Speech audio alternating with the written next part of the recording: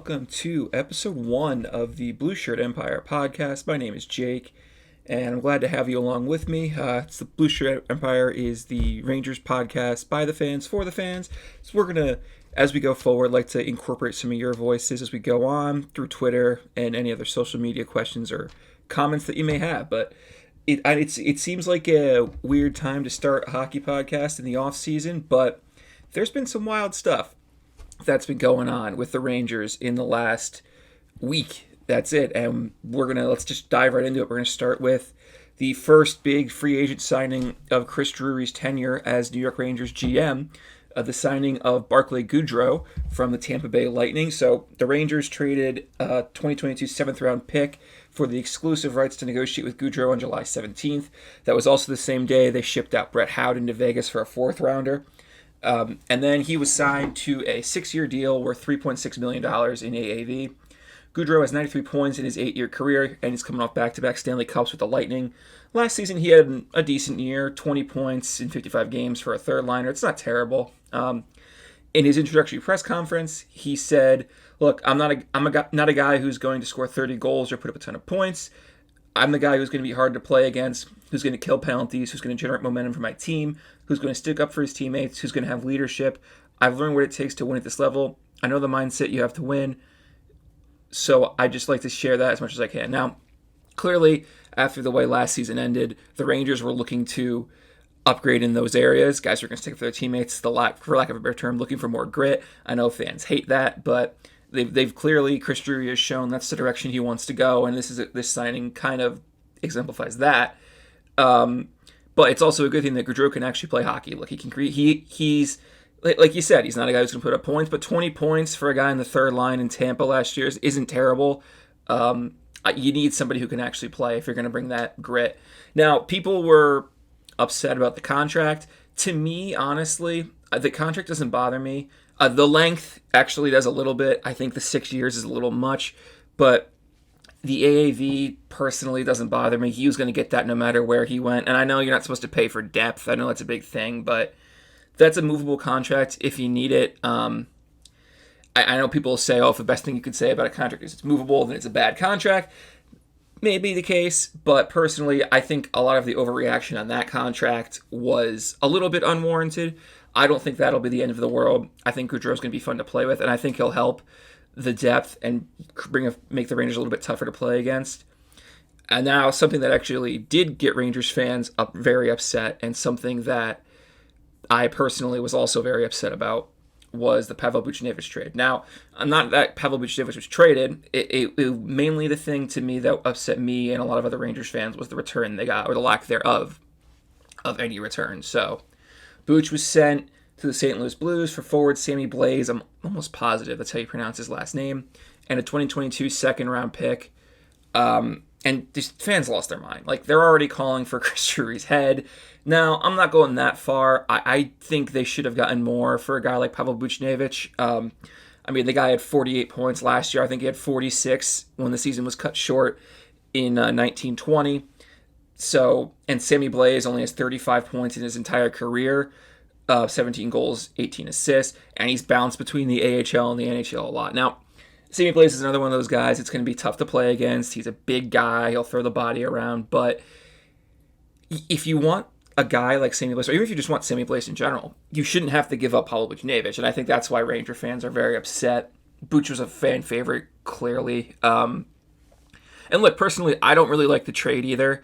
I think unless there has to be some kind of free agent signing coming, or a trade or an extension for like Mika, where they know they're going to spend a lot of money and they needed to sacrifice somebody. Now, also trying to put a positive spin on it, the new Rangers coach Gerard Gallant, he likes to let the young guys play and actually likes to let them play and make mistakes so they learn from them. So it gives the opportunities for guys like Kravtsov, for Kakko to actually play up in the top 6, Lafreniere as well. So possible lineups that I put together would be the top line, Lafreniere on the left, Mika down the middle, and Kakko on the right, Panarin, Strome for now, and Kravtsov, Kreider, Heat, Goodrow, which I actually really like that third line. I know Chris Kreider has taken a lot of heat because of his contract lately, but just is what it is. You got to roll with it. And then Blaze, Rooney, and Gauthier on the 4th. And then I also had Morgan Barron as kind of just an extra forward.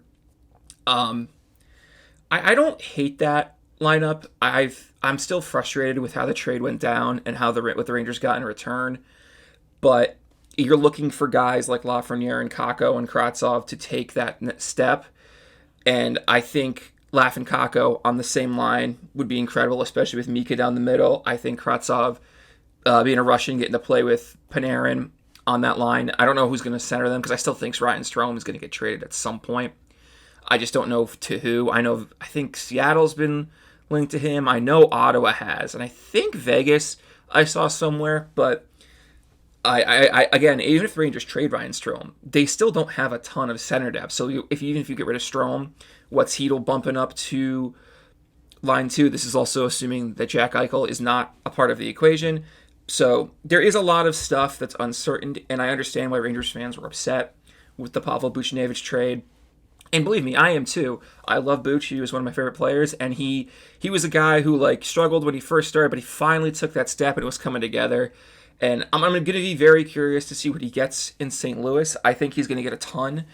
I hope he does well, but I understand Rangers fans' frustration for flipping skill just to get grit. And I mean, it wasn't a good return. There's no way around it. And I'm sure Sammy Blais is a really nice guy. It's nothing against him personally, but that's not a good enough return for Pavel Buchnevich. And I know, when Matt Zuccarello got traded, Gorton got slammed for not getting a 1 for him. But even that return, I would say, was a little bit... And I was disappointed that we didn't get a 1 for Zook, but I understood that because Zook's a little bit older. But there's just no way for me to slice it that this was a good return. I don't think anybody thinks it's a great return. I think if you're looking for positives, I would think you're looking at it's giving the opportunity for some of the younger kids to actually take that step up and be the leaders in the offense, mainly Kakko and Kravtsov. And again, this is assuming there's no trades, because if Jack Eichel does end up coming to New York, this whole forward lineup that I just read off totally changes. And that's also assuming that he's healthy enough to play opening night. But who knows? That there's still a lot of stuff there that has to be figured out by the Rangers. But yeah, that's it for Buchnevich. I was still frustrated. The rest of that day, the day of the first round of the NHL draft, I was just so frustrated and so upset. And then it also didn't help that the Rangers were rumored to possibly take a goalie in that first round. Clearly that didn't happen. But going to that first round, the Rangers' first round pick in the 2021 NHL draft was Brendan Othmann. He can play both wings, according to the article Vince Mercogliano wrote. First of all, I was shocked the Rangers kept the pick in general. I thought that would be going in some kind of trade, whether, again, that would be for Jack Eichel or somebody else. I thought that pick was getting traded. I didn't think there was any shot when the season ended that the Rangers were going to make that pick. I'm very surprised that they did. And I don't hate Brendan Othmann either. He seems like a very good player.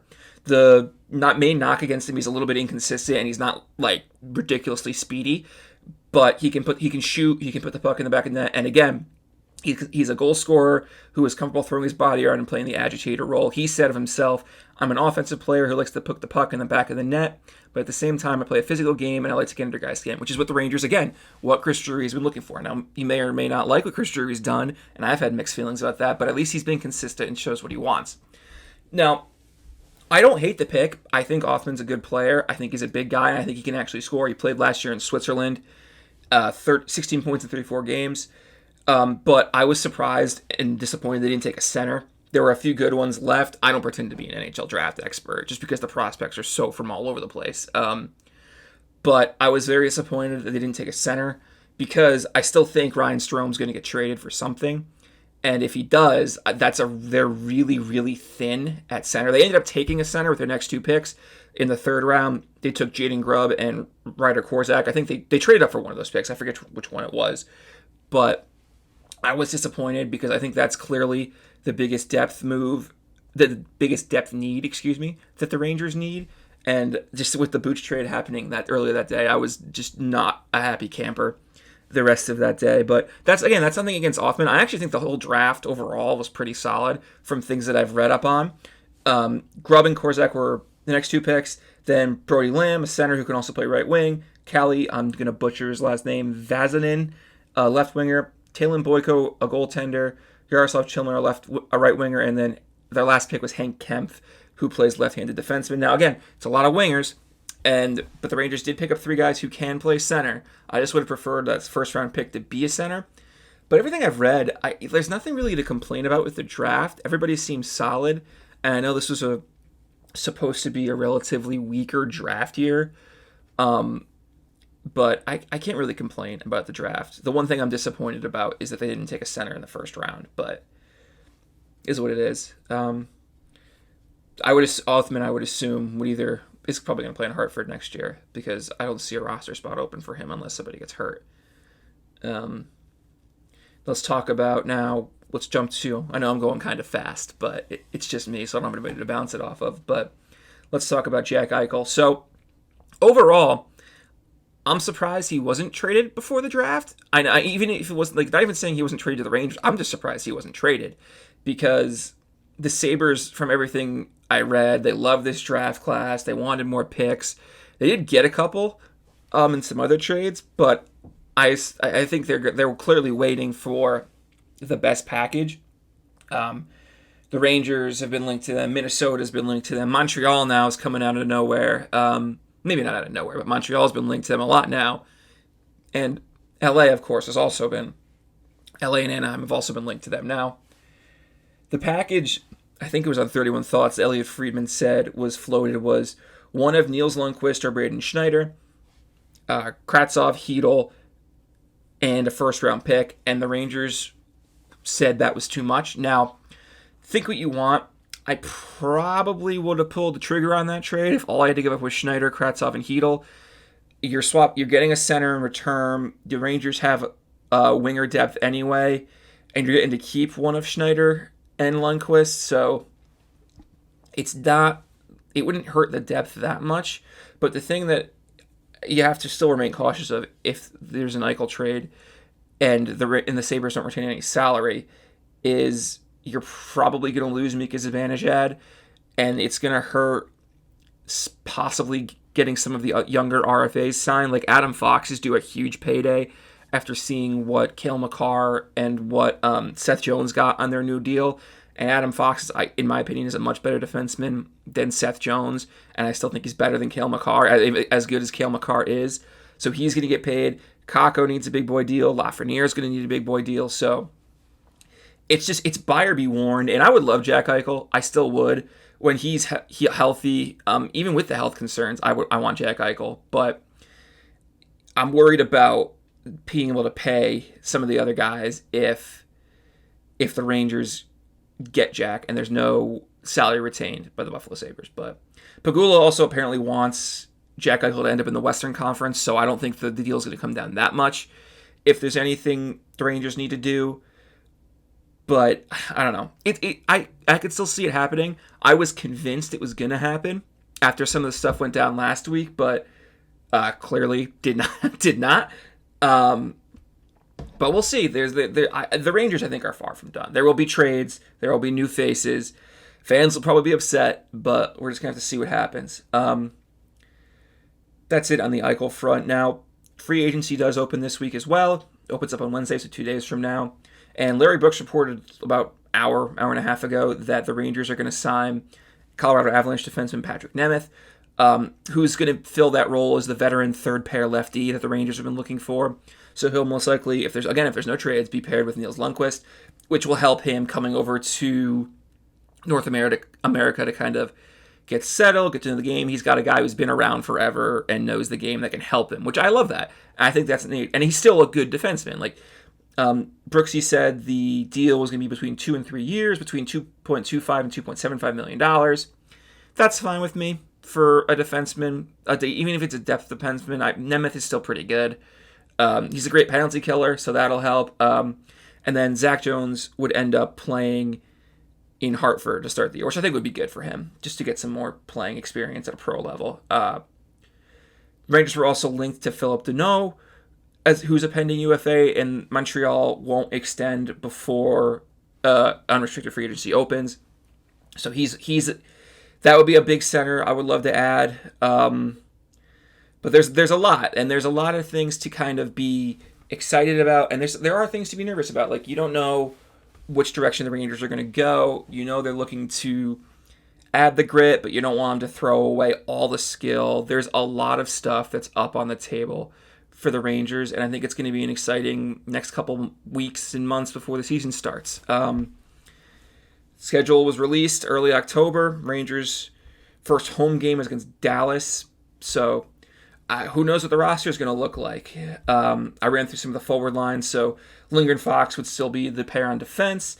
The top pair on defense, Trouba Miller, and then what it looks like Nemeth and probably Lundqvist again, assuming there are no trades. And I just tend to think the Jack Eichel thing is going to be is much less of an option now. I just do, based on some of the things I've read and how the Rangers aren't willing to part with a lot, and I think the Sabres aren't really going to budge. So we'll see. I've been wrong before, but we'll see what happens. So anyway, I think that's going to do it for our first podcast episode. I know this was shorter, but I think we covered everything pretty well, going from the Goodrow signing through the draft and some possible free agents. One last thing. The Rangers extended qualifying offers to Filip Chytil, Igor Shesterkin, Libor Hayek, Tim Gettinger, Ty Ronning, and Adam Huska. So just some other little things to keep an eye on. But that's it. You can follow on Twitter at Blueshirts Empire 94. We'll keep you guys updated as anything goes on. So buckle up, guys. It's going to be a fun couple weeks. So thanks for listening to episode 1. Again, follow us on social media, and we'll see you next time.